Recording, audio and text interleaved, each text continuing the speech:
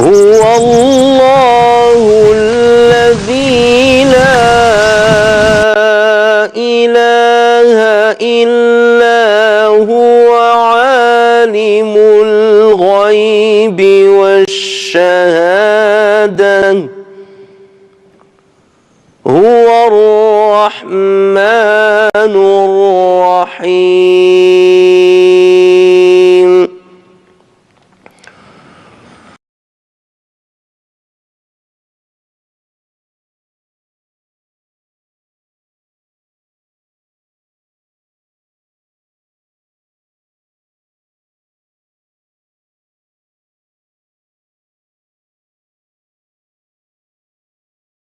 بسم الله والحمد لله والصلاة والسلام على رسول الله وعلى آله وصحبه ومن صار على نهجه إلى يوم الدين.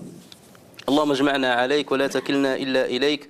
أرنا اللهم الحق حقا وارزقنا اتباعه وأرنا الباطل باطلا وارزقنا اجتنابه واجعلنا من عبادك الصالحين وجندك الغالبين وأوليائك المقربين برحمتك يا أرحم الراحمين.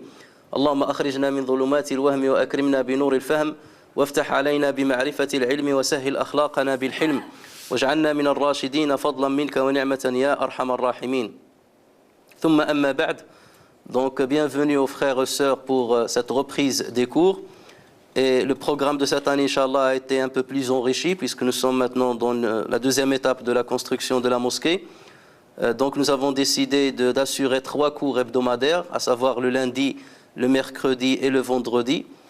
Pendant lundi, donc, il y aura un cours adressé aussi bien aux francophones qu'aux arabophones concernant un commentaire sur des hadiths du prophète sallallahu alayhi wa sallam, des hadiths qui sont choisis à partir du livre de Riyad Salihin. Et le mercredi, comme aujourd'hui, donc, on assurera un cours dans lequel on va aborder 3 sujets en alternance. Un sujet sur le commentaire des hikam, des sentences de Ibn Ata'illah al-Sakandari. Un sujet, ou bien une série sur ce qui nous attend après la mort, et une 3e série qui fera suite à ce que nous avons commencé l'année dernière, à savoir le fait de passer en revue les 4 écoles jurisprudentielles. Donc l'année dernière, nous avons étudié l'école Hanafite, ensuite l'école Malikite, donc il nous reste à voir l'école Shafi'ite et l'école Hanbalite. Donc on a décidé aussi d'enregistrer ces cours, aussi bien en audio qu'en vidéo, comme ça ceux qui ont manqué un cours pourront toujours trouver donc, son enregistrement, puisque c'est une série, et il serait bien d'avoir toute la série, d'assister à tous les cours. Donc aujourd'hui, on va commencer par une introduction générale sur les hikam d'Ibn Ata'illah al-Sakandari, ce qu'on peut traduire par les sentences ou bien les aphorismes de Ibn Ata'illah al-Sakandari. Donc dans cette introduction générale, on va donner d'abord une introduction générale sur ce qu'on peut appeler la science de la purification, ilm tazkiya, et une deuxième introduction sur la biographie de ce grand savant, de l'auteur de ces hikam, de ces sentences, et une 3e petite introduction sur la première hikma qu'on continuera Inch'Allah la semaine prochaine. Donc exclusivement, cette semaine et la semaine prochaine, on continuera à parler de Hikam ibn Ata'illah al-Sakandari avant d'aborder les 2 autres séries. Alors d'abord, la première question qu'on peut se poser, c'est pourquoi étudier les hikam, les sentences de Ibn Ata'illah al-Sakandari. Et pour justement répondre à cette question, il est nécessaire de savoir que l'islam est une religion bien entendu qui englobe plusieurs sphères, mais il y a 3 sphères qui sont les plus importantes en islam et qui nous ont été montrées par l'ange Jibril alayhi salam. Vous connaissez tous et toutes le hadith dans lequel l'ange Jibril est venu sous forme d'un être humain qui était beau, qui n'avait pas des marques de voyage, qui avait des cheveux très noirs. Donc vous connaissez le hadith, et qui est venu devant le prophète sallallahu alayhi wa sallam, et il a commencé à lui poser des questions simples, 3 ou 4 grandes questions. Et le prophète sallallahu alayhi wa sallam répondait à chaque question, et à chaque fois que le prophète répondait, l'ange Jibril lui disait « tu as dit vrai ». Ça veut dire qu'il connaissait déjà la réponse, mais il voulait quelque part que le prophète sallallahu alayhi wa sallam enseigne aux musulmans ce que c'est que l'islam. Et justement, à la fin du hadith, le prophète sallallahu alayhi wa sallam s'est adressé à Omar ibn al-Khattab, il lui a dit « sais-tu qui est cet homme qui vient de sortir ?» Il lui a dit « non, Allah wa rasuluhu a'lam », Dieu et son prophète savent mieux. Et il lui a dit « c'était Jibril qui est venu vous apprendre votre religion ». Donc la religion musulmane a été résumée dans ce hadith-là. Et dans ce hadith, justement, les questions que Jibril alayhi salam a posées au prophète sallallahu alayhi wa sallam, d'abord il lui a dit, apprends-moi ce que c'est que l'islam. Ensuite, il lui a dit, apprends-moi ce que c'est que l'iman. Et la troisième question, apprends-moi ce que c'est que l'ihsan. Et la quatrième question, c'était une question sur Sa'a, sur l'heure de la fin des temps. Et le prophète sallallahu alayhi wa sallam lui a dit, celui qui est questionné n'en sait pas plus que celui qui questionne. Et ensuite, il lui a dit, donne-moi quelques signes de la fin des temps. Et le prophète sallallahu alayhi wa sallam a cité quelques signes. Donc, il y avait en tout 5 grandes questions qui ont été posées par l'ange Jibril. Mais les 3 premières questions sont les questions qui nous intéressent le plus. D'abord, l'islam. Et le prophète sallallahu alayhi wa sallam a dit que l'islam, c'est shahadat Allah ilaha illallah, donc la confession de foi, wa iqamatu as-salat, iqamu as-salat, donc le fait d'accomplir la prière, zakat, saum et le hajj. Lorsqu'il lui a parlé de la foi, le prophète sallallahu alayhi wa sallam a parlé de 6 piliers de la foi. Mais lorsqu'il lui a posé la question sur l'ihsan, sur la bienfaisance, ou bien l'excellence dans l'œuvre, le prophète sallallahu alayhi wa sallam n'a pas dénombré un nombre précis. Il n'a pas dit 1, 2, 3, 4, comme ce fut le cas de l'islam. En parlant de l'islam, il a cité 5 piliers. En parlant de l'iman, de la foi, il a cité 6 piliers. Mais lorsqu'il a parlé de l'ihsan, là le prophète sallallahu alayhi wa sallam, il a dit, c'est le fait d'adorer Dieu comme si tu le voyais. Et si tu ne le vois pas ou tu n'as pas la capacité d'arriver à ce degré-là, au moins que tu ressentes qu'il te voit. Donc vous voyez bien que sur cette réponse-là, le prophète sallallahu alayhi wa sallam était très précis et qu'il n'a pas donné une réponse palpable. Quelque part, le prophète sallallahu alayhi wa sallam a parlé d'un état d'âme, d'un sentiment que doit avoir le musulman pendant qu'il accomplit les prières, pendant qu'il accomplit le jeûne, pendant qu'il accomplit le pèlerinage, pendant qu'il accomplit zakat, ou bien pendant qu'il réfléchit à sa foi. Le fait de croire en Dieu, en ses anges, en ses livres, en ses prophètes, à la prédestination et au jour de jugement. Donc l'ihsan, quelque part, c'est une sphère qui est un peu plus particulière. Une sphère qui relève plus de la spiritualité. Donc l'islam et les piliers que le prophète sallallahu alayhi wa sallam a cités sont des piliers qui sont ancrés dans le corps et ses membres. Parce que shahada, tu l'accomplis avec la langue. La prière, tu l'accomplis avec ton corps et avec tes membres. Il en est de même pour le jeûne, pour le pèlerinage. Donc les principes ou bien les fondements ou bien les fondations de l'islam ont un rapport direct avec le corps. Et ensuite, lorsqu'il a parlé de l'iman, le fait de croire, c'est quelque chose qui a un rapport direct avec la raison. Donc ces piliers-là, les 6 piliers que le prophète sallallahu alayhi wa sallam a cités, sont ancrés dans la terre de la raison. Et ensuite, lorsque le prophète sallallahu alayhi wa sallam a parlé de l'ihsan, là, il est difficile de le situer. Il est difficile de le situer. Lorsqu'on croit en Dieu, c'est la raison qui croit. Lorsqu'on pratique, c'est le corps qui pratique. Mais l'ihsan, il est où? L'ihsan, en fait, son emplacement, c'est dans le cœur. Et c'est pour cela que lorsque le prophète sallallahu alayhi wa sallam disait, Allah Azza wa Jalla ne voit pas vos corps, ne voit pas vos images, mais il voit ce qu'il y a dans vos cœurs. Et dans un autre hadith, il a dit, At-taqwa hahuna, la piété se trouve ici. Et il a fait référence au cœur. Donc c'est quelque chose de très subtil, quelque chose de très profond, quelque chose qui est impalpable. Et c'est sur cette chose qu'Allah Azza wa Jalla va nous juger, et c'est sur cette chose qu'on peut peser le poids de la foi du musulman ou le poids de la pratique du musulman. Parce que vous pouvez trouver quelqu'un qui a une bonne foi mais qui ne pratique pas. Soit il est malade, soit il est, comme par exemple, il a une maladie chronique, comme l'exemple de quelqu'un qui ne peut pas jeûner parce qu'il a une maladie chronique. Voilà quelqu'un qui ne pratique pas le jeûne parce qu'il a une excuse valable, bien entendu, mais la foi, elle est toujours là. Et l'ihsan peut être toujours là. Vous pouvez trouver quelqu'un qui a perdu sa conscience, ou bien quelqu'un qui est devenu grabataire, qui ne peut pas bouger, donc il ne peut accomplir plusieurs obligations au niveau de son corps, mais la foi est toujours là, et l'ihsan doit être là.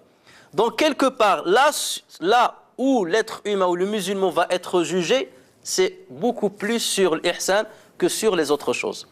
Parce que tu peux accomplir la prière, mais cette prière est dénouée de toute concentration, de tout dévouement. Tu pries, mais ton esprit est dissipé. Tu peux jeûner, mais ton jeûne, tu le fais par habitude. C'est pour cela qu'on trouve beaucoup de personnes qui ne prient même pas, mais qui jeûnent lorsque le mois du Ramadan arrive. Il en est de même pour le pèlerinage. Vous trouvez beaucoup de ceux qui partent au pèlerinage, ils se disputent dans le pèlerinage, ils causent beaucoup de problèmes, ils insultent, ils reviennent encore pire que ce qu'ils étaient avant d'accomplir leur pèlerinage. Pourquoi? Parce que justement l'ihsan, cette sphère-là n'a pas été travaillée. Et le musulman est censé travailler sur cette sphère le plus. Parce que cette sphère représente l'influx spirituel. Vous savez qu'il y a un influx nerveux qui part du cerveau vers les membres. Ben, l'ihsan, on peut le considérer comme un influx, mais cette fois-ci un influx spirituel qui part du cerveau vers les membres aussi. Le cerveau où est implantée la foi, et cet influx va venir du cerveau-là, il va alimenter cette foi-là pour qu'elle commande les membres et qu'elle commande le corps pour accomplir les actes de dévotion, pour accomplir sa prière, son jeûne et son pèlerinage. Mais ne pas l'accomplir d'une manière mécanique, c'est l'accomplir et déguster la bonne saveur de la pratique. Ça veut dire tu pries et tu es content de prier. Tu jeûnes et tu es content de jeûner. Et tu es fier de prier. Et tu dégustes la prière. Lorsque tu te prosternes, tu ressens cette proximité avec Allah Azza wa Jalla sur laquelle le prophète sallallahu alayhi wa sallam a dit wa aqrabu ma yakunu al-'abdu min rabbih wa huwa sajid. L'endroit où le serviteur est le plus proche de son Seigneur, c'est au moment où il est prosterné. Or, il est parmi nous beaucoup de musulmans qui, lorsqu'ils se prosternent, ils ne ressentent pas cette bonne saveur de la foi. Et c'est ce qui nous manque. Et le prophète sallallahu alayhi wa sallam n'a pas omis d'insister sur ce point-là, le point de la dégustation de la foi. Al-dhawq. C'est dans ce sens que le prophète sallallahu alayhi wa sallam disait Dhaqa ta'ma al-iman. Dhaqa ta'ma al-iman man radiya billahi rabban wa bil islami dinan wa bi Muhammadin sallallahu alayhi wa sallam nabiyyan wa rasula. A déguster la bonne saveur de la foi, celui qui a agréé Dieu comme Allah comme Dieu, qui a agréé l'islam comme religion et qui a agréé le prophète Muhammad sallallahu alayhi wa sallam comme messager. Le prophète sallallahu alayhi wa sallam dit dans un autre hadith Thalathun man kunna fihi dhaqa ta'ma al-iman. Celui qui a trois choses, ou bien celui qui possède une de ces trois choses, il dégustera la bonne saveur de la foi. Ça veut dire que la foi et l'adoration se dégustent. Comme on déguste la boisson, comme on déguste la nourriture. Puisque la foi, c'est la nourriture de l'âme. Et notre pratique, c'est la nourriture de l'âme. Celui qui possède ces trois choses a dégusté la bonne saveur de la foi. Donc le prophète sallallahu alayhi wa sallam a insisté sur ce fait-là. Parler de cette dimension spirituelle à laquelle nous ne donnons pas assez d'importance. Et c'est pour cela qu'il est de notre devoir de s'intéresser à ce sujet, puisque les hikam, comme on va le voir, vont aborder justement le sujet de la foi et le sujet de l'ihsan. Donc la certitude en Dieu, le fait de posséder la foi, ne suffit pas au serviteur pour cheminer vers Dieu. Il y a beaucoup de personnes qui croient en Dieu et pourtant ils ne pratiquent pas. Comme le médecin qui sait que les cigarettes nuisent à la santé et pourtant il fume. Ou les médecins qui savent très bien que l'alcool nuit à la santé et pourtant ils boivent de l'alcool. Et il y en a beaucoup. Donc il y a beaucoup parmi les musulmans qui ont la foi en Dieu, qui croient en Allah Azza wa Jal, mais pourtant ils n'ont pas de pratique. Et même si cette pratique existe, elle est minime. Et même si elle est maximale, même si elle est nombreuse, même s'il se rapproche d'Allah Azza wa Jal avec plusieurs actes de dévotion, ces actes-là ne sont pas habillés par le goût, par la dégustation. On ne déguste pas notre prière. Et c'est pour cela que lorsqu'on accomplit notre prière, on ressent qu'on est en train de se débarrasser d'une charge lourde qui est sur les épaules. J'accomplis ma prière pour m'en débarrasser. Il est obligatoire de l'accomplir, donc il faut que je m'en détache rapidement. Alors que le musulman, normalement, lorsqu'il accomplit la prière, il faut qu'il ressente qu'il est en train de s'alimenter, qu'il est en train de remplir son âme avec une alimentation qui lui donne un bon goût et qui le rehausse vers des degrés qui sont suprêmes. L'ihsan, donc, ce qu'on peut traduire par la bienfaisance ou bien par l'excellence dans les actes, et donc, comme j'ai dit, cet influx spirituel qui laisse la certitude de la foi éveillée pour illuminer la pratique du corps. Voilà. Et s'il n'y a pas l'ihsan, la foi va s'éteindre au fur et à mesure. Et la pratique va devenir une pratique mécanique, dénouée de tout sens spirituel. Et pour donner à l'adoration, donc l'ihsan va donner à l'adoration normalement un sens et un plaisir.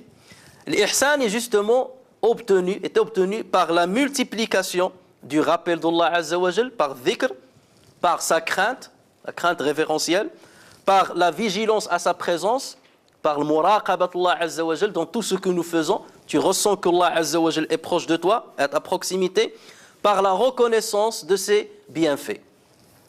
Car plus on est vigilant et conscient des bienfaits de Allah azza wa jal, plus on l'aime. Et plus on aime Allah azza wa jal, plus on aime se soumettre à lui. Et plus on aime les actes de dévotion qu'il nous a prescrits, comme la prière ou autre. Donc plus on développe et on nourrit notre bienfaisance, plus le pôle de la foi interagit avec le pôle de la pratique. Vous avez la foi, vous avez la pratique, et entre les deux, il faut qu'il y ait ce lien. Et ce lien, normalement, est établi par un catalyseur. Ce catalyseur est bel et bien l'ihsan, la bienfaisance. Et sans cette bienfaisance, notre appartenance à l'islam n'a aucun impact sur notre vie quotidienne. Et c'est pour cela que plusieurs musulmans vivent comme des non-musulmans. Ils vivent comme des non-musulmans. Lorsqu'il veut défendre l'islam, là il parle bien, il défend l'islam bec et ongle, tu le vois, il les défend et tout, mais au niveau de sa pratique, il n'a rien qui le différencie du non-musulman. Il est pareil, il réfléchit pareil, il se comporte pareil, il regarde la télévision pareillement, il commet les péchés pareil. Donc qu'est-ce qui te différencie du non-musulman? À quoi sert bon si tu as cette foi et si tu accomplis cette pratique? Pourquoi? Parce qu'il ne possède pas la chose la plus importante, la bienfaisance. Et quelque part, sans cette bienfaisance, le musulman va vivre une hypocrisie ou bien une ambivalence en ce sens que nous croyons à des choses et à une vision théorique que nous ne respectons pas au niveau de notre pratique. Les musulmans sont excellents au niveau des choses théoriques. Ils commencent à te dire l'islam c'est une religion de juste milieu, l'islam il défend ceci, il défend cela. Au niveau de la défense de l'islam théorique, là ils sont les meilleurs. Mais au niveau de la pratique, se réveiller la nuit pour prier par exemple, accomplir ses prières à l'heure, venir à la mosquée al-Fajr, accomplir la prière de al-Fajr, ne pas rater la prière, ces choses-là on ne peut pas. Donner de son argent, comme Abu Bakr a donné de tout son argent, Omar ibn Khattab a donné la moitié de ce qu'il possédait, Abdurrahman ibn Auf, il donnait énormément d'argent au point que lorsqu'il recevait une caravane qui ramenait son commerce, il la distribuait fi sabilillah. Voilà la différence entre eux et nous. C'est qu'ils possédaient quelque chose que nous ne possédons pas. Ou bien c'est qu'ils ont développé certaines choses que nous n'avons pas assez développées. Et c'est là où réside justement le défaut de notre pratique ou le défaut de notre appartenance supposée à l'islam. Si l'importance donnée à la sphère de la foi a conduit les savants à mettre en place la science du credo, ilm al-aqida, la science de la foi. Ilm al-aqida, c'est une science qui est venue pour développer et détailler tous les éléments qui ont un rapport avec la foi, avec l'iman. Ensuite, vous avez la jurisprudence islamique, le fiqh. Le fiqh est venu pour agencer, ordonner et détailler tout ce qui a un rapport avec la pratique, avec l'islam. L'islam, c'est les cinq piliers. Dans les 5 piliers, il y a la pratique. Salat, zakat, as-sawm, al-hajj. Donc, la jurisprudence vient pour les détailler. Donc, c'est devenu un besoin. Donc, il a fallu qu'il y ait une science qui s'intéresse cette fois-ci à la 3e sphère, à savoir la sphère de l'ihsan. Ces choses-là n'étaient pas cataloguées à l'époque du prophète sallallahu alayhi wa sallam, mais à l'époque des compagnons. Ils connaissaient tout et ils vivaient tous les 3 sphères en même temps. Mais avec le temps, les musulmans et les savants ont commencé à mettre en place des sciences spécialisées dans chacune de ces sphères. Et des sciences qui travaillent pour les sciences qui s'intéressent à ces sphères. Ce qu'on appelle ilm al-ala, comme le grammaire, la littérature arabe, le sarf, le nahu, le balagha. Ce sont des sphères de l'ala, ulum al-ala, des sphères des moyens avec lesquels on se rapproche encore plus des sciences qui ont un rapport directement avec les 2 premières sphères. Mais la 3e sphère, les musulmans depuis longtemps ont commencé à s'y intéresser. À l'époque de Hassan al-Basri, radiyallahu anhu. Et plusieurs disent que le premier qui a mis en place les piliers de cette science-là, qui plus tard qu'on a appelé plus tard la science de tasawwuf, ilm tasawwuf, bien que ce mot-là provoque une réaction allergique à plusieurs personnes, et on va voir pourquoi. Et qu'on peut dépasser ce mot-là parce que l'ibratu bil musammayat wa laysat bil asma. On prend profit de ce qui est nommé et non pas du nom donné à la chose. On s'intéresse à la chose et non pas au nom qu'on peut lui donner. On peut choisir le nom, peu importe, mais ce qui nous intéresse, c'est ce qu'on veut dire par ce nom-là. Donc, au départ, on ne l'appelait pas ilm tasawwuf. Mais avec le temps, les savants ont commencé à instaurer, il y a plusieurs sommités qui font l'unanimité de tous les musulmans, même ceux qui sont contre tasawwuf. Ceux qui combattent tasawwuf, lorsque vous leur parlez de Junayd, ils te disent c'est quelqu'un qu'on accepte à 100%. Lorsque vous leur parlez de Fudayl ibn Iyad, ils l'acceptent à 100%. Lorsque vous leur parlez de Abdullah ibn al-Mubarak, ils l'acceptent à 100%. Lorsque vous leur parlez de Hassan al-Basri, ils l'acceptent à 100%. Lorsque vous parlez de Al-Muhasibi, ils l'acceptent. Lorsque vous parlez de Bishr ibn al-Harith al-Hafi, ils l'acceptent. Ça veut dire qu'il y a eu des sommités qui ont fondé quelque part cette grande science, qu'on a appelée plus tard la science de Tasawwuf, et qui ont mis les bons piliers à cette science-là. Sauf qu'avec l'histoire et avec le temps, comme ça arrive à toute chose, il y a certaines innovations et certains innovateurs qui ont commencé à pénétrer cette science-là et qui ont ajouté certaines choses qui ne font pas partie de l'essence de l'islam. Donc ils ont sali l'image de cette science-là, ils ont sali l'image de cette science qui s'intéressait à cette sphère de l'ihsan et qui alimentait l'ihsan. Et c'est pour cela que plusieurs autres savants ont commencé à combattre donc ces innovations. Mais parfois on fait l'amalgame, au lieu de ne combattre que les innovations, on combat tout l'héritage de cette science-là. Et c'est là où réside le défaut. Normalement, le musulman qui est équitable, c'est celui qui doit prendre cet héritage-là, parce que c'est un héritage de plusieurs siècles. Et il doit le tamiser. Il doit le tamiser. Au vu des textes scripturaires, de Coran et de Sunna. Ce qui concorde avec le Coran et le Sunna, on l'accepte et on le prend. Ce qui ne concorde pas avec le Coran et le Sunna, on le rejette. Mais on n'a pas le droit de rejeter tout cet héritage sous prétexte que dans cet héritage, il y a certaines innovations. Ces innovations, vous les trouvez dans toutes les sciences.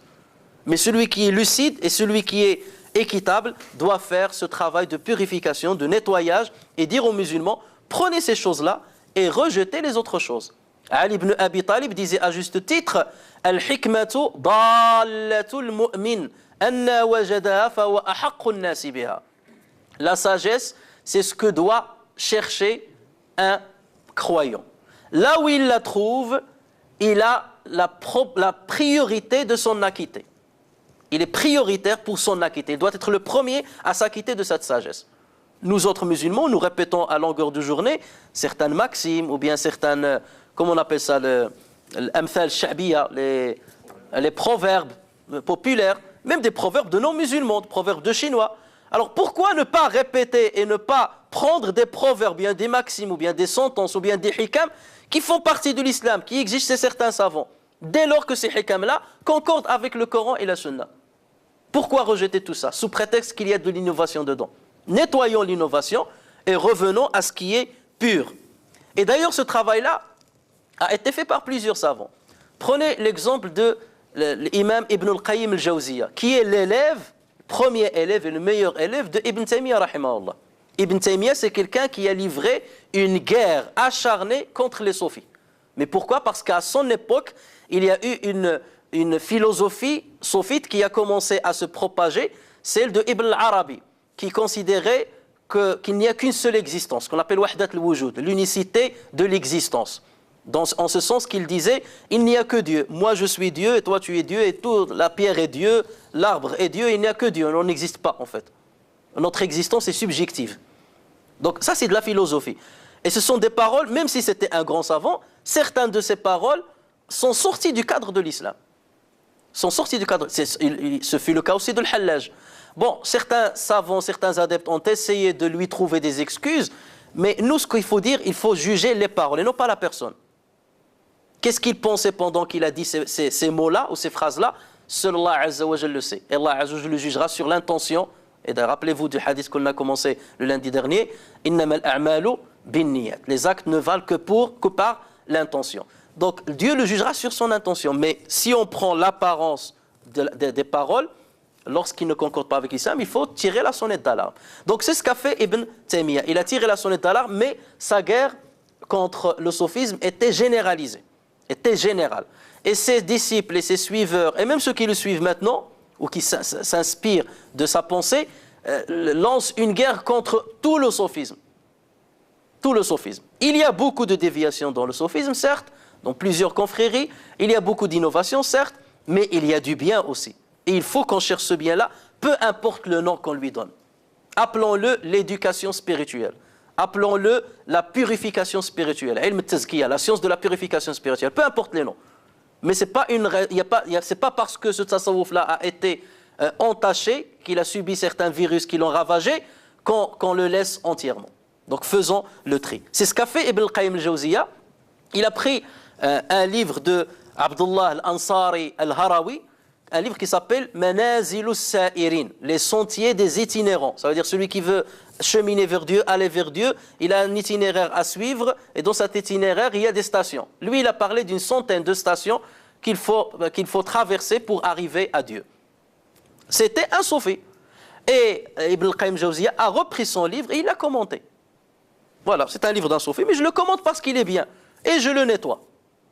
C'est ce qui est passé avec le livre de Abu Hamid al-Ghazali, rahimahullah, Ihya Ulum ad-Din. C'est un livre qui est très très riche, énormément riche. Et il l'a appelé la revivification des sciences de la religion. Et c'est vrai, il a fait revivre les sciences de la religion, en leur donnant ce qui leur manquait, au lieu de rester que dans le technique, il leur a donné ce qui est spirituel, ce dont on parle justement. Sauf que Abu Hamid al-Ghazali n'était pas un savant chevronné au niveau de l'hadith par exemple. Et c'est pour cela qu'il se basait sur des hadiths qui étaient faibles, voire des hadiths forgés. Et c'est ce qui fait que son livre pilule avec des hadiths qui ne sont pas acceptés, qu'il faut normalement rejeter. Donc certains ont livré une guerre acharnée contre son livre en disant ce livre-là ne vaut rien, il faut le jeter, il faut le brûler. On l'a brûlé d'ailleurs dans plusieurs pays.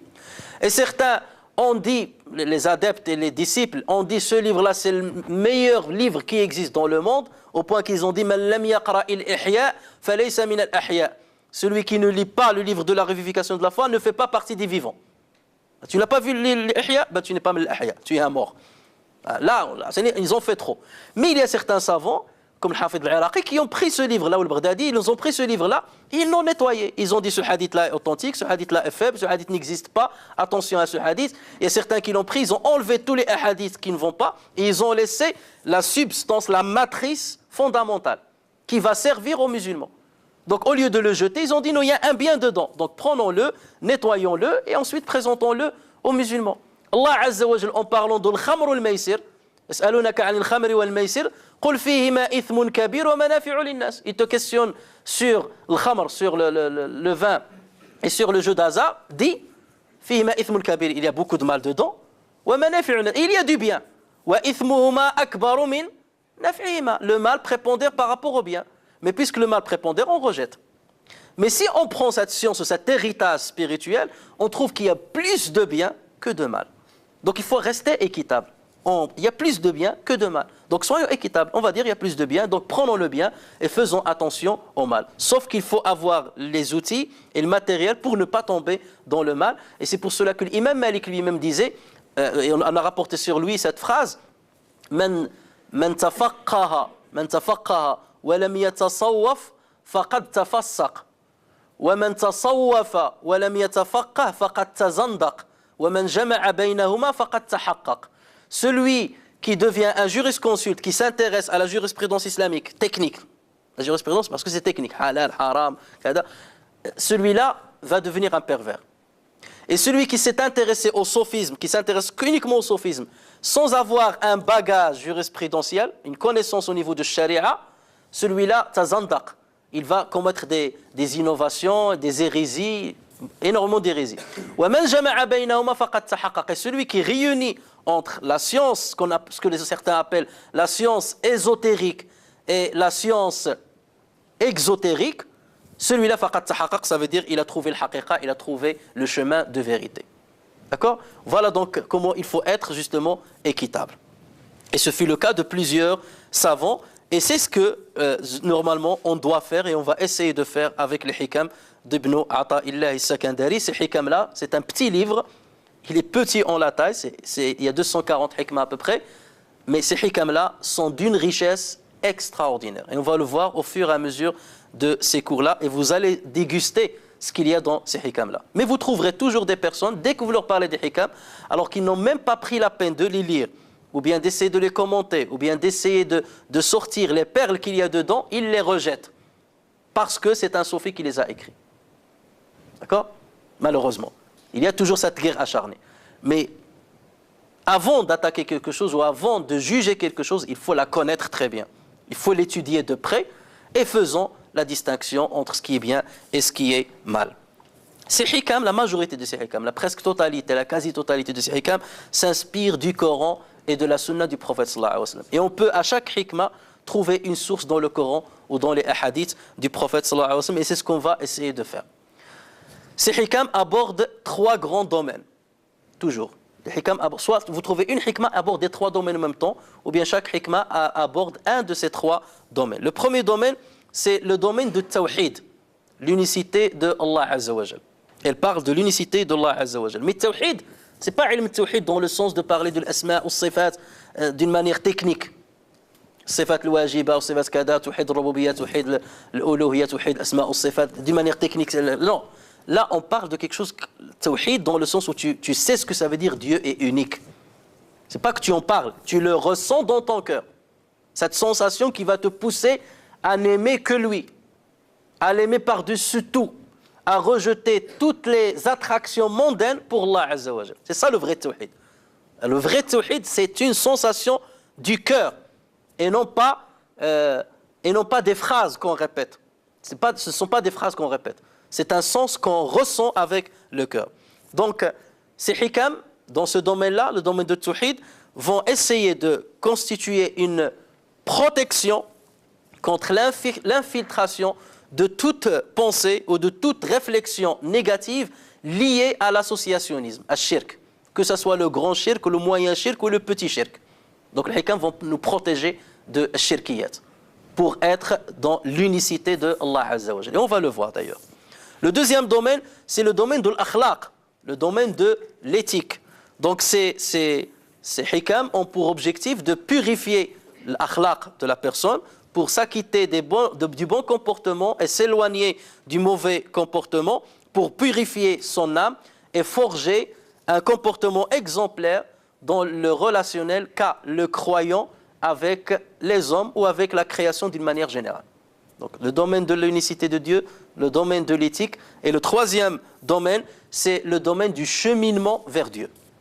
Ces hikam-là vont être un moyen qui nous permet de savoir comment on doit cheminer station par station vers Allah Azza wa Jal, jusqu'à ce qu'on ressent sa proximité, comment on doit engager une ascension spirituelle qui va nous permettre de connaître Dieu, na'rif Allah, de connaître Dieu, mais c'est pas connaître, c'est connaître avec le cœur, de l'aimer, parce que l'amour d'Allah Azza wa Jal, c'est ce qu'il y a de mieux à avoir, de l'aimer et de prendre de la hauteur par rapport à tout ce qui est mondain. Ça te permet d'avoir le sens de relativiser les problèmes de la vie quotidienne, les tribulations de la vie quotidienne par rapport à ta foi.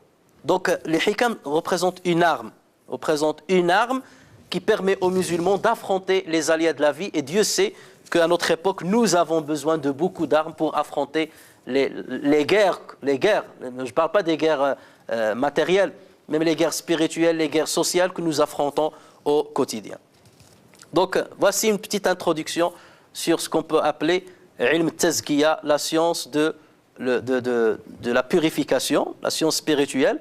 Laissons de côté le terme tasawwuf parce que ça gêne, parce que ça provoque une réaction allergique, épidermique à plusieurs personnes. Oui, pas de problème.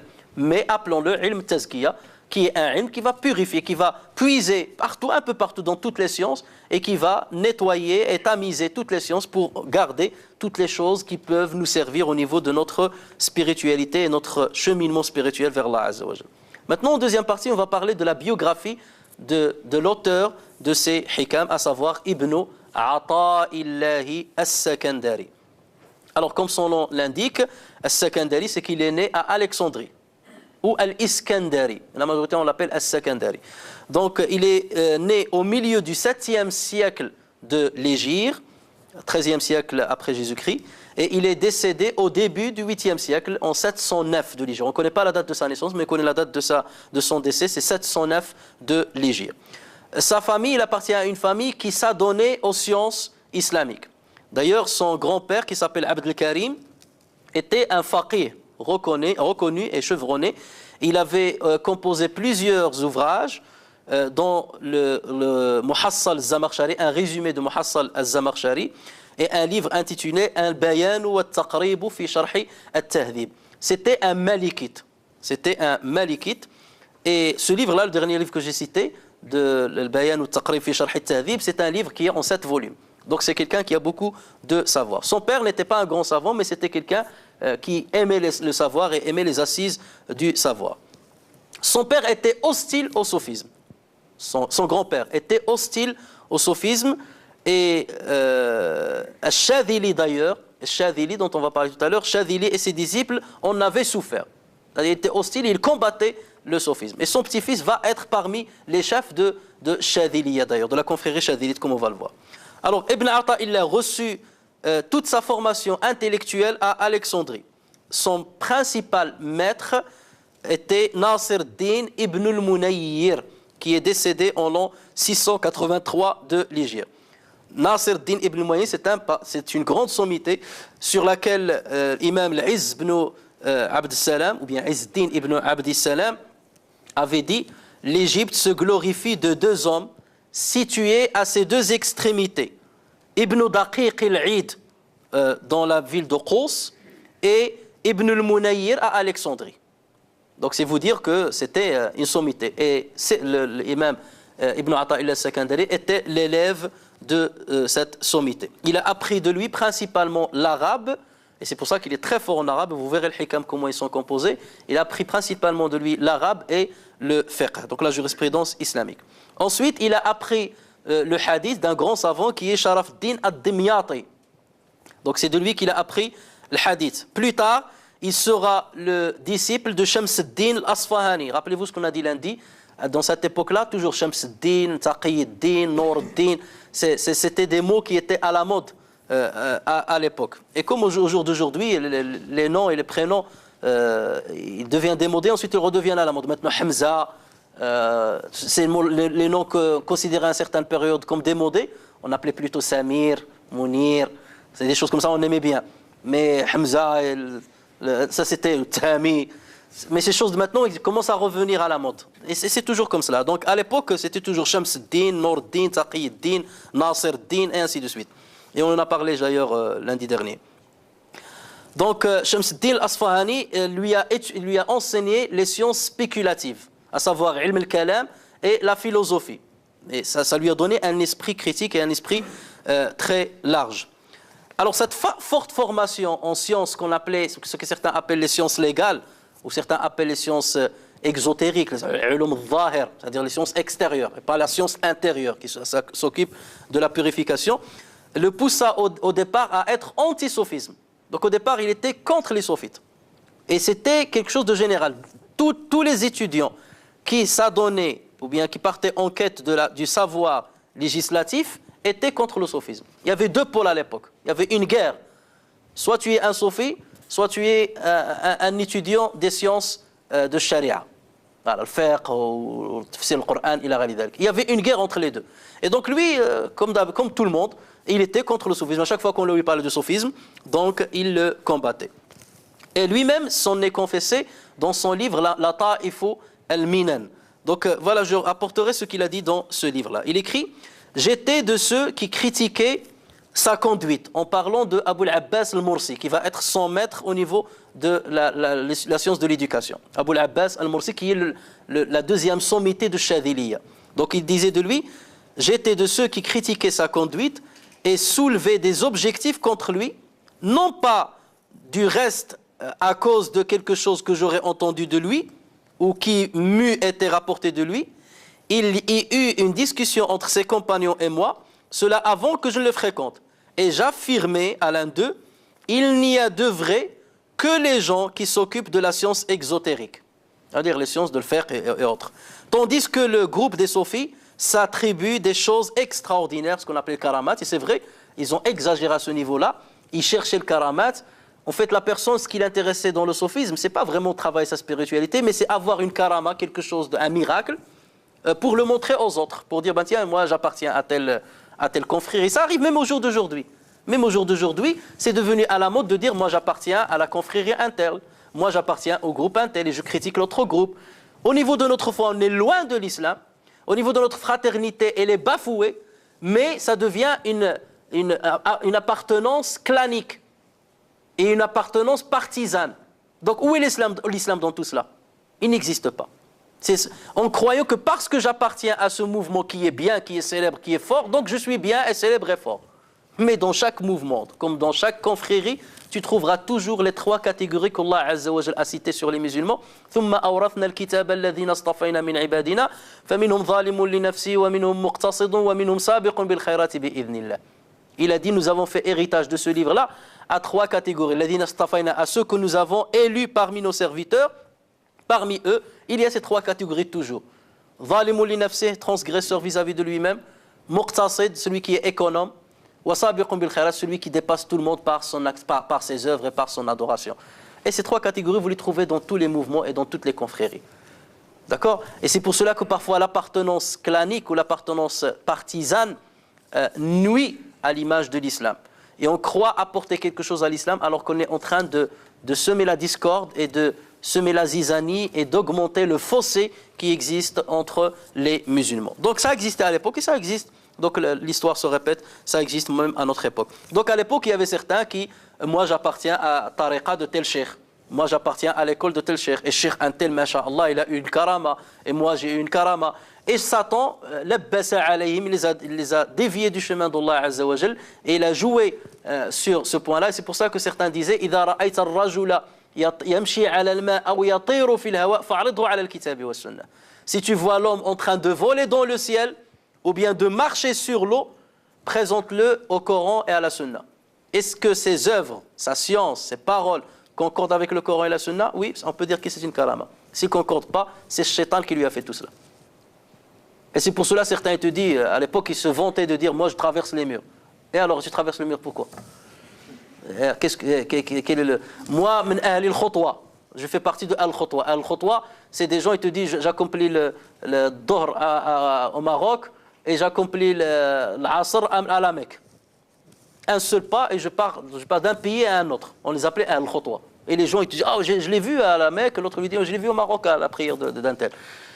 J'ai dit, mais c'est quoi ces choses-là? Et donc on ne cherchait pas vraiment la face de Dieu. On ne cherchait pas vraiment la face de Dieu. Mais ce qu'on cherchait, c'est la célébrité. C'est de se vanter devant les autres. De dire, moi j'appartiens à un tel, ou je suis l'élève d'un tel, ou j'ai eu une telle karama. Donc ce n'est pas la face de Dieu qu'on cherchait. Et vous allez voir qu'Ibn Ata'Allah, justement, combattait, dès les premières hikam, va combattre ce genre de disciples. Ou ceux qui n'ont pas la bonne intention dans leur quête du savoir. Alors, ce sentiment antisophisme de la part des fuqaha et de leurs disciples était intensif, comme j'ai dit, surtout contre les écrits d'Ibn Arabi, qui étaient très équivoques, ces écrits étaient très équivoques, mais la curiosité et surtout l'équité d'Ibn Ata'Allah al-Sakandari l'ont poussé à aller à la rencontre de Abu al-Abbas al-Mursi pour mieux le juger. Donc il est allé le voir, et c'est lui qui parle, donc il dit, la raison de ma rencontre avec lui fut celle-ci. Après les discussions que j'eus avec l'un de ces hommes, ou bien de ses compagnons, je me dis en moi-même, pourquoi n'irais-je pas voir l'homme lui-même? Celui qui possède la vérité a des signes qui le manifestent. Celui qui possède la vérité a des signes, on le voit en lui. Je vins donc à l'une de ces réunions et le trouvai qui parlait des souffles, de l'anfas, le pluriel de nafs, que recommande le législateur, ça veut dire Dieu, en disant, donc c'est Abu al-Abbas al-Mursi qui dans son cours, il parlait de l'anfas. Il disait, le premier souffle, c'est la soumission, c'est l'islam dont on a parlé tout à l'heure. Le deuxième souffle, c'est la foi, c'est l'iman. Le troisième souffle, c'est l'œuvre excellente, c'est l'ihsan. Et si tu veux, c'est Abu al-Abbas al-Mursi qui parle, et si tu veux, tu peux encore dire, le premier c'est la loi, c'est l'islam, c'est les lois. Le second c'est la vérité, l'iman. Le troisième, c'est la réalisation de la vérité, etc. Il a commencé, et Ibn Atta il disait toujours, si tu veux, tu peux dire, si tu veux encore, tu peux dire, etc. De sorte qu'il éblouit mon esprit, tellement il avait une science énorme, il éblouit mon esprit. Je compris que cet homme ne faisait que puiser au débordement de l'océan divin. C'est-à-dire cette science-là n'est pas donné à tout le monde. Ce qu'il disait, c'est pas donné à tout le monde. Et suite à la participation à cette allocution, de Abu al-Abbas al-Mursi, Ibn Ata'illah revint chez lui, troublé par quelque chose, dit-il, d'étrange. Voilà ce qu'il a dit. Il a dit, j'étais troublé par quelque chose d'étrange dont je ne savais ce que c'était. Il se réfugia ce soir-là dans la solitude et il a dit, je contemplais le ciel, les étoiles et toutes les merveilles que la puissance de Dieu a créées. Quelque chose que je n'ai pas fait auparavant, mais la parole de cet homme-là m'a inspiré. Le trouble était si grand en lui qu'il revint voir le maître une seconde fois. Et il dit lui-même, la première parole que je lui ai dit fut, par Dieu, maître, je t'aime. Voilà. Dès qu'il l'a vu, il a dit, par Dieu, maître, je t'aime. À quoi il répondit, que Dieu t'aime comme tu m'aimes. Puis je lui contai les préoccupations et la tristesse que je ressentais. Le maître lui répondit, les états psychologiques, l'ahwal, vous aimez bien ça? Les états psychologiques les états psychologiques du fidèle sont 4. Il n'y en a pas une 5e. Il est objet de la faveur divine, ni'ma, ou soumis à l'épreuve. Il est dans l'obéissance ou la désobéissance. Donc soit tu es dans une ni'ma, soit tu es dans une niqma, soit tu es obéissant, soit tu es désobéissant. Si tu es dans la faveur, dans le ni'ma, Dieu exige de toi l'action de grâce. Si tu es dans la tribulation, il exige de toi l'endurance. Si es-tu dans l'obéissance, Dieu exige que tu reconnaisses son bienfait à ton égard. Es-tu dans la désobéissance, il exige que tu demandes pardon. Donc vous voyez, il a dit ces paroles-là et il s'est arrêté. Alors si cette réponse dénote une simplicité dans les mots, elle fait preuve d'une grande hauteur au niveau de l'analyse de ces états d'âme, des états d'âme de l'être humain d'une manière générale. Alors Ibn Ata'illah al-Sakandari dit, en le quittant, ce fut comme si mon trouble et ma tristesse étaient un habit dont je me dévêtis. Et à l'époque où Ibn Ata'illah commença à fréquenter Abu al-Abbas al-Mursi, il devait avoir entre 18 et 20 ans. Et des condisciples qu'il rencontre au cercle des fuqaha, le chemin qui suivait au départ, ont semé le trouble chez lui encore une deuxième fois. Et il disait lui-même, j'entendais les étudiants dire, celui qui fréquente les shirs soufis ne donnera rien de bon en la science légale. Or, la pensée que la science m'échapperait, c'est-à-dire la science légale m'échapperait, était très pénible pour moi. Mais renoncer à fréquenter le shir me peinait aussi. Donc il était partagé. J'aime la science que je suivais depuis des années et j'aime fréquenter cet homme-là parce que ses paroles m'inspirent et touchent mon cœur. Donc que dois-je faire? Parce qu'à l'époque, tu choisissais une ou l'autre. Comme aujourd'hui, il y a certaines personnes, ils voient noir ou blanc. Il n'y a pas de gris. C'est noir ou blanc. Ils ont cette dichotomie, cette dualité noir ou blanc. Il n'y a pas l'intermédiaire. Donc il vint voir Abu al-Abbas al-Mursi, il lui a posé la question. Il lui a dit, voilà, j'ai un problème, je ne sais pas où partir, qu'est-ce que je dois faire? Et Abu al-Abbas al-Mursi lui a répondu, nous autres, en parlant des soufis, de manière générale, quand un commerçant veut devenir notre compagnon, nous ne lui disons pas, abandonne ton commerce et viens. Et quand un homme d'amitié vient vers nous, nous ne lui disons pas, abandonne ton métier et viens. Et si c'est quelqu'un qui cherche la science, un étudiant, nous ne lui disons jamais renonce à ta recherche et viens. Nous confirmons chacun dans ce en quoi Dieu l'a mis. Nous confirmons chacun dans ce en quoi Dieu l'a mis. Et pourtant, il recevra ce que Dieu a décidé de lui donner par notre médiation. Donc c'est Dieu en fait qui décide. Et ça fait référence à un verset coranique dans lequel Allah Azza wa Jalla dit « Wa qur rabbi adkhilni mudkhala sidqin » donc fais-moi entrer comme tu veux, fais-moi sortir comme tu veux. Donc c'est à toi Dieu, je te fais confiance, je place en toi ma confiance, alors guide-moi. Ensuite il lui dit, les justes, voilà ce que dit Abu al-Abbas al-Mursi, les justes ne quittent pas un état tant que Dieu lui-même ne se charge de les en sortir. C'est-à-dire si tu veux quitter l'état, c'est Dieu qui va te faire sortir de cet état. Les justes ne quittent pas un état tant que Dieu lui-même ne se charge de les en sortir. Après cela, Ibn Ata'illah dépassa ses conflits intérieurs, ce qui lui permet de s'adonner simultanément à l'étude des sciences légales et à la pratique du soufisme, et il deviendra en fait maître dans les deux sciences. Donc c'était une référence au point qu'il était il donnait des cours à l'Azhar, et pour avoir une chaire à l'Azhar pour donner des cours, il faut être un grand jurisconsulte. Donc il enseignait à l'Azhar et on prenait de lui aussi bien les sciences ésotériques que les sciences exotériques. Alors, maintenant, en peu de temps, Ibn Ata'illah al-Sakandari est devenu la troisième personne la plus importante de la confrérie de Shadhiliya. À savoir, la première personne c'était Abul Hassan Shadhili. D'ailleurs, c'est pour cela qu'on a le patronyme, on a pris de son nom. Il s'appelle Shadhili, Abul Hassan Shadhili, et donc c'était le premier qui a fondé cette école. Abul Hassan Shadhili lui-même n'est autre que l'élève de Abdeslam Ben Mchish, qui est un Marocain de Rif, qu'il a connu en Tunisie. Et ensuite, il a immigré vers l'Égypte et s'est installé à Alexandrie. Et donc, la deuxième grande personnalité fut Abul Abbas al-Mursi, le maître de Ibn Ata'illah al-Sakandari. Ibn Ata est devenu la troisième personne la plus importante dans cette confrérie. Alors, Ibn Ata'illah al-Sakandari composa peu de livres, comme donc Al-Hikam al-Ata'iyya, ou bien le livre de Lata'if al-Minan, ou bien le livre de Tanwir fi Isqat al-Tadbir. Et parmi ces livres, ces élèves, on peut citer l'imam Taqiyuddin al-Subki, qui est une grande sommité connue dans l'histoire de l'islam, Taqiyuddin al-Subki. Et on peut citer aussi l'imam al-Qarafi.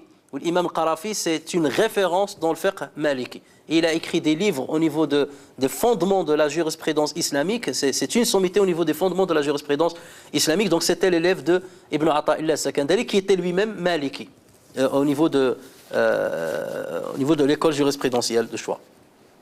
Alors, ce qui nous intéresse dans cette série, je le dirai une deuxième fois, où on va commenter ces hikam, ce n'est pas de parler du sophisme, ou bien des confréries sophites, mais c'est plutôt de profiter de ces sentences et de ces paroles sages pour alimenter notre spiritualité.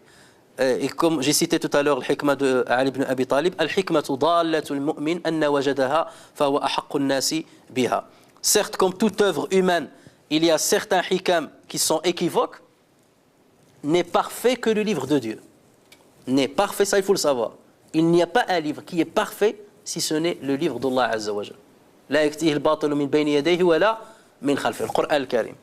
Le reste, tout ce qui est œuvre humaine, à part les messagers qui sont soutenus par Allah Azza wa Jal, l'œuvre humaine est toujours incomplète et imparfaite. Il y a toujours donc des erreurs dans l'œuvre humaine. N'importe quel livre, vous trouverez des erreurs humaines dedans. Donc, comme toute autre œuvre humaine, à part, bien entendu, les paroles du prophète sallallahu alayhi wa sallam, il y a des énoncés qui laisseraient, des énoncés dans les hikam qui seraient erronés lorsqu'on les aborde d'une première vue, lorsqu'on fait une première lecture.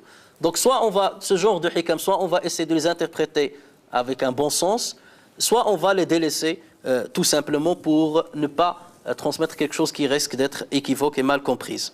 Les hikam sont au nombre de 240. Ils ont été complétés par quelques-unes de ces lettres envoyées à ses disciples et quelques-unes de ces munajat, de ces invocations intimes. Chaque hikma, et c'est ça la caractéristique de l'hikam al-Ata'iyya, chaque hikma est comme un maillon. Chaque hikma est lié avec la hikma qui la précède et il est lié à la hikma qui lui succède. Donc en fait, chaque hikma complète celle qui est passée et fait une introduction à celle qui va venir. Et comme ça, donc les hikam représente quelque part une chaîne qui, dans l'appréhension, lorsqu'on va l'apprendre, permet de cheminer vers Allah Azza wa Jal contre vent et marée. Il nous arrivera souvent de nous attarder pendant toute une séance sur une seule hikma, et parfois nous aborderons 2 ou 3 hikam qui tournent autour du même sujet ou bien qui échafaudent la même idée. Donc ça dépendra des hikam.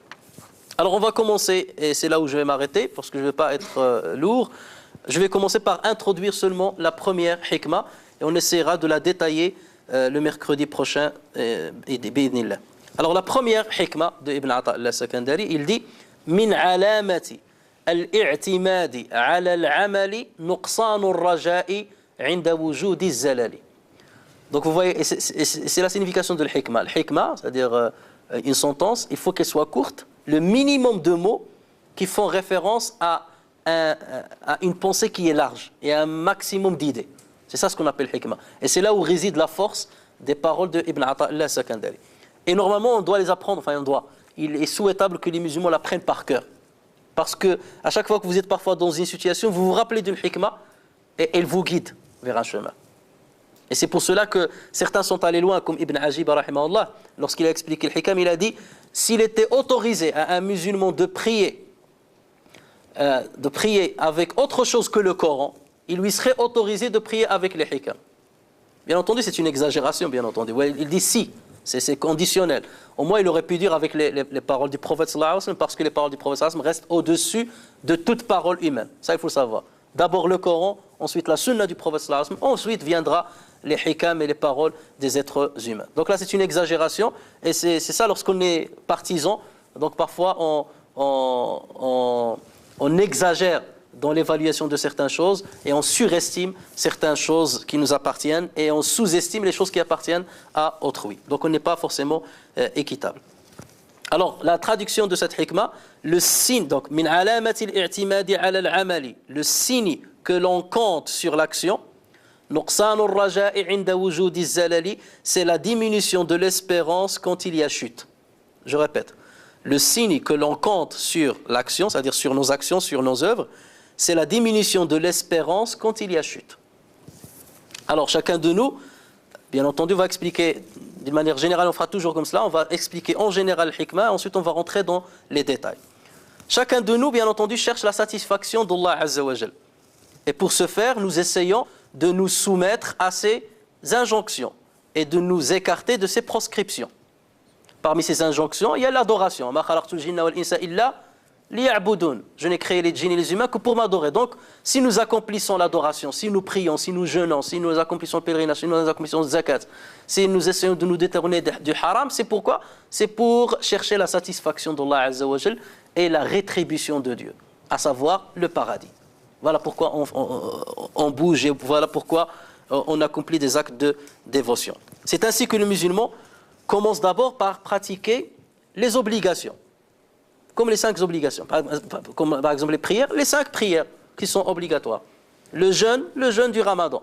Zakat, les 2,5% de l'argent lorsqu'il s'agit d'argent, ou d'autres choses, c'est une autre manière de calculer. Mais bref, il y a certains qui s'occupent que de ce qui est obligatoire. Et ensuite, le musulman commence à cheminer pour accomplir des choses qui sont surérogatoires, qui ne sont pas obligatoires. Donc même si Allah Azza wa Jalla ne l'a pas obligé à le faire. Et justement, ceci fait référence à un hadith qudsi dans lequel Allah Azza wa Jalla dit Man 'ada li waliyan faqad adhantuhu bil harb wa ma taqarraba ilayya 'abdi bi shay'in ahabba ilayya mimma aftaradtuhu 'alayhi wa ma zala 'abdi yataqarrabu ilayya bin nawafil hatta uhibba فإن أحببته كنت سمعه الذي يسمع به ويده التي يبطش بها ورجله التي يمشي بها ولئن سألني لأعطينه ولئن استعاذني لأعيذنه. Et dans une version وما ترددت عن شيء أنا فاعله ترددي عن نفس عبدي يكره الموت وأكره إساءته. Celui qui montre une animosité à un de mes élus, je lui déclarerai la guerre, dit Dieu.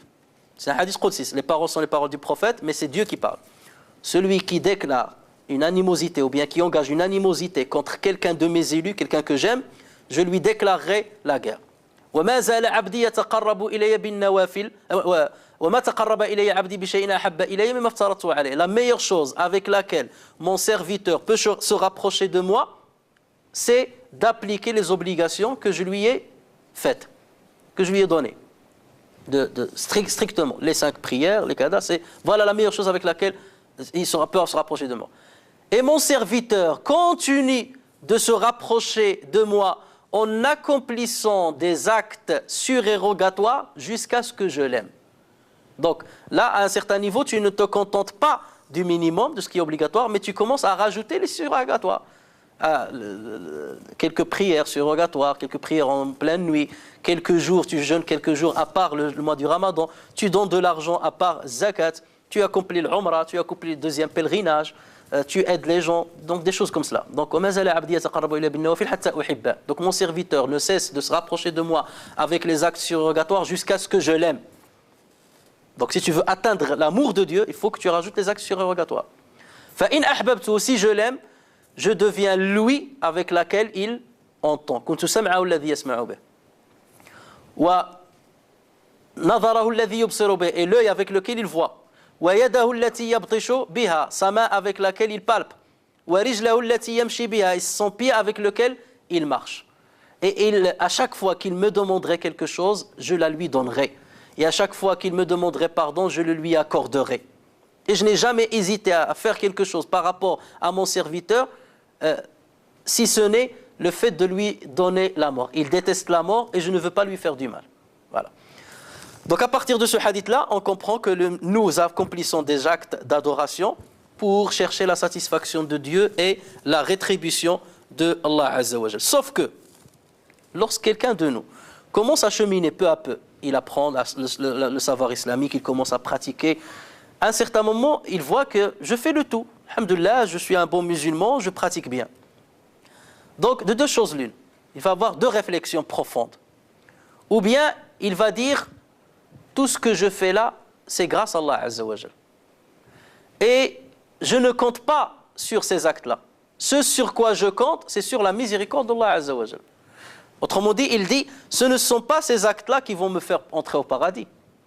Parce que ces actes-là, devant ce que Dieu m'a donné, ne sont pas le prix, ne sont pas un prix. Ma prière, mon jeûne, ce n'est pas le prix du paradis. Il y a certains qui croient, et c'est la deuxième partie, c'est la deuxième catégorie de gens, il y a certains gens qui croient que, c'est ça la deuxième catégorie, j'ai prié, j'ai jeûné, j'ai fait ce que Dieu m'a obligé de faire, m'a ordonné de faire, voilà, j'ai le prix du paradis. Le jour du jugement, je viens devant Dieu, je dis voilà, j'ai bien travaillé, j'ai fait ce que tu as demandé, il me faut le paradis. Donc vous voyez, il y a deux manières de réfléchir. Ou bien de dire non, non, non, tout ce que je fais là, ça ne vaut rien devant ce que Allah Azza wa Jal m'a donné, m'a comblé, c'est-à-dire avec le comble qu'Allah Azza wa Jal m'a donné au niveau de ses bienfaits, ce n'est pas un prix. Ce que ma prière n'est pas un prix. Et c'est certain qui va dire non, non, moi c'est un prix. Alors, si je pose la question à chacun de vous, et à chacun de nous-mêmes, et tu lui dis, tu es de quelle catégorie?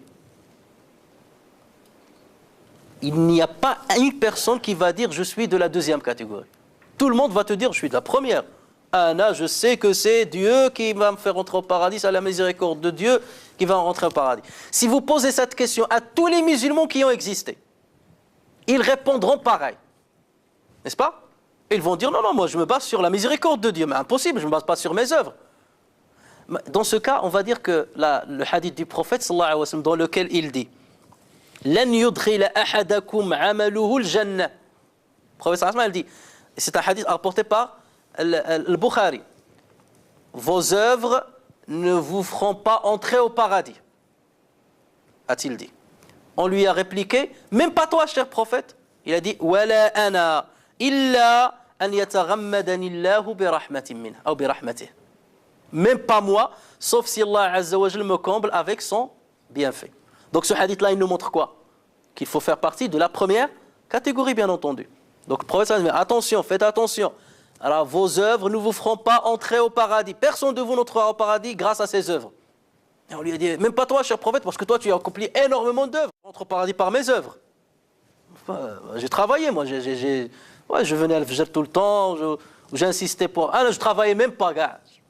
On m'a présenté des travaux, du travail. Je n'ai pas travaillé pour respecter les heures de prière. J'ai délaissé le travail ou l'argent pour respecter les heures de prière. Donc je mérite. Et là, Allah Azza wa Jalla dit, ah bon, tu veux qu'on fasse le calcul? Donc prenez toutes les œuvres qu'il a accomplies de son vivant et prenez le bienfait de la vue et mettez-les sur une balance, dans les deux parties de la balance. Et on va voir qui est-ce qui pèse lourd. Et donc on posera chacune les œuvres d'un côté, le bienfait de l'œil, de la vue de l'autre côté, et bien entendu, la partie qui va prépondérer, c'est l'œil. Bien. Alors là, Allah Azza wa Jalla dit, alors tu veux rentrer maintenant par tes œuvres ou bien par ma miséricorde? Il a dit non, par ta miséricorde, oh Dieu. C'est par ta miséricorde. Donc, mais le problème, c'est que si le prophète sallallahu alayhi wa sallam nous fait part de ces hadiths-là et de ces mises en garde, et que lorsqu'on pose la question à tous les musulmans, sans exception, vous êtes de quelle catégorie? Tout le monde va dire, je suis de la catégorie qui se base sur la miséricorde de Dieu et pas sur mes œuvres. Ça veut dire que la parole du prophète est absurde. Elle n'avait pas lieu d'être. Puisque tous les musulmans disent qu'ils sont de la première catégorie. Non. C'est qu'en fait, sans qu'on se rende compte, nous faisons en majorité, nous sommes une majorité à faire partie de la deuxième catégorie sans nous en rendre compte. Même si on dit le contraire. Mais au niveau de nos actes, au niveau de notre travail, au niveau de notre comportement, nous faisons partie indiscutablement de la deuxième partie, de la deuxième catégorie. Et il y a des preuves à cela. Il y a des preuves à cela. Et justement, Ibn Ata'illah va nous montrer les preuves là. Vous voyez le hikam? C'est comme ça que vous allez voir le hikam. Il rentre dans les profondeurs de l'âme. Donc il dit min alamati. Il n'a pas dit alamatul i'timadi ala al-amali. Nuqsan ar-raja'i 'inda wujud az-zalali. Et c'est pour ça que la traduction est mauvaise. Même si c'est un spécialiste du CNRS qui a fait la traduction, c'est les meilleures traductions que j'ai pu trouver. Mais malgré cela, il y a des précisions à côté desquelles il est passé. Lui, il dit, la traduction, il a dit le signe que l'on compte sur l'action, c'est la diminution de l'espérance quand il y a chute. Or, normalement, la vraie traduction, c'est parmi les signes. Min alamati al-i'timadi ala al-amali nuqsan ar-raja'i 'inda wujudi az-zalali. Parmi les signes, ça veut dire qu'il y en a d'autres. Et notre but, c'est de parler des autres. Lui, il nous a cité un. Et beaucoup d'entre nous vont dire, non, je ne suis pas dans cette catégorie, ce signe, je ne l'ai pas. Mais on va voir qu'il y a d'autres signes qui témoignent que nous nous basons sur nos œuvres. Et que nous surestimons nos œuvres. Et que nous croyons que nous sommes déjà dans le paradis. Il y a beaucoup d'entre nous, et lui, il dit, moi, je suis dans le paradis. Alhamdulillah, ana ta'i'a. Et c'est pour ça qu'il se permet de critiquer les autres, de juger les autres. Normalement, tu ne juges les autres que lorsque toi, tu es sauvé déjà. Normalement, le musulman qui sait ce qu'il attend dans l'au-delà, qu'est-ce qu'il doit dire? Nafsi, nafsi. N'est-ce pas? Mon âme, je dois m'intéresser à moi. Nafsi, nafsi, on va la dire dans l'au-delà. Mais ce n'est pas dans l'au-delà qu'on va la dire, parce que dans ce cas, tout le monde va la dire malgré lui. Il faut la dire dans l'ici-bas. Nafsi, nafsi, maintenant, je dois m'occuper de moi. Je dois regarder et voir mes défauts et pas les défauts des autres. Je dois me contenter de mon égarement et pas de l'égarement des autres. Si je m'intéresse à l'égarement de l'autre, c'est pour les guider ou les conseiller, mais pas pour les critiquer ou les torpiller ou bien les piétiner. Mais beaucoup de nous, on critique les autres et les œuvres des autres. Ça veut dire que quelque part, on est satisfait de ce que nous faisons. D'accord? Donc voilà un autre signe qui n'est pas cité dans cette hikmah. Mais on va voir on va passer en revue plusieurs signes qui existent en nous, qui montrent que nous nous basons sur nos œuvres. Lorsque tu vois quelqu'un qui est en train de boire l'alcool, la hawla wa la quwwata illa billah, adouullah hada, yashrab l'alcool. Tu dis pas Allahumma hdihi ya rabbi tahdihi. Normalement, le musulman qui est imprégné par la bonne foi, il doit sentir du mal. Il doit dire malheureusement, voilà un musulman et il est égaré. Allahumma hdihi. Allahumma afihi, Allahumma afu anhu, Allahumma tub alayhi. Sinon, voilà la réaction que nous devons avoir. Ou bien tu vas essayer de lui tendre la main et de le sauver. Mais nous, la première réaction qu'on a, la hawla wa adouullah adam. Ça veut dire que tu t'es positionné comme juge. Ça veut dire que toi, tu es épargné de toute critique. Ça veut dire que tu es satisfait de toi-même. Donc, min alamati al-i'timadi ala al-amali. Parmi les signes, Ibn Ata'illah va nous citer un seul signe, c'est la diminution de l'espérance lorsqu'il y a chute, ou quand il y a chute. Ça veut dire quoi lorsqu'il y a chute? Ça veut dire que vous avez un musulman qui pratique, qui est bien, qui est un pratiquant, qui accomplit ses obligations, il est bien. Et il lui arrive un jour, comme n'importe quel musulman, de tomber dans un péché. Satan le pousse à tomber dans un péché. Et un péché parfois grave. Donc, au lieu de s'arrêter tout de suite et de dire A'udhu billahi minash shaitanir rajim et de revenir, de continuer son chemin vers Allah Azza wa Jalla, et de dire voilà, je passe, je demande à Dieu pardon, je regrette ce péché-là, je décide de ne plus le refaire et je multiplie les bonnes œuvres pour l'effacer. Non, qu'est-ce qu'il dit? Il dit ça y est, je suis perdu. Dieu ne me pardonnera jamais. Donc qu'est-ce que je fais? Je m'enfonce encore plus et je perds pied. Et il y a beaucoup de musulmans qui tombent dans ce cas de figure. Et lorsque tu lui dis, mais viens faire la prière, tu dis, oui, mais moi, je fume, je bois l'alcool, et il y a la prière d'abord. Si je veux revenir, il faut que je sois parfait. Lorsque je me débarrasserai du péché, je reviendrai. Et en fait, il est en train de se noyer, et Satan, il est en train de le noyer, sans qu'il ne s'en rende compte. Donc, ceci nous montre que cet homme-là, il se basait sur ses œuvres depuis le départ. Il ne se basait pas sur l'espoir en Allah Azza wa Jal. Parce que quelqu'un qui se place, ou bien qui place sa confiance en Allah Azza wa Jal et qui a de l'espérance vis-à-vis d'Allah Azza wa Jal et à l'égard d'Allah Azza wa Jal, c'est quelqu'un qui continue son chemin, quelles que soient les tribulations qui peuvent lui arriver. quel que soit le péché qu'il commet, il dit oui, le péché est là, je l'ai fait, mais Dieu est pardonneur, j'ai espoir en lui, je continue. Et il garde la même ferveur, sinon il la multiplie, et il continue, même si il tombe la première fois, il tombe la deuxième fois, il tombe la quatrième fois, la 10e fois, et la énième fois, et il revient, il se remet debout, et il continue son chemin vers Allah Azza wa Jal. Il ne tombe jamais. Mais certains, non.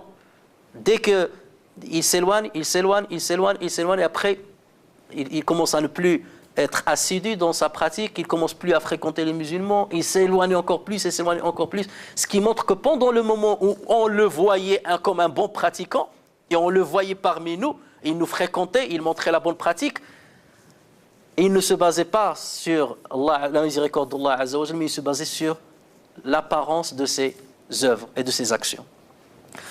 Donc, bien entendu, cette hikmah est très vaste, très large. Là, ce n'est qu'une petite introduction. Ça va susciter beaucoup de questions.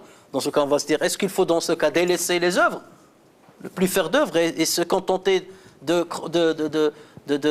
d'espérer la miséricorde de Dieu, de recevoir la miséricorde de Dieu? Est-ce qu'on doit tout arrêter? Non.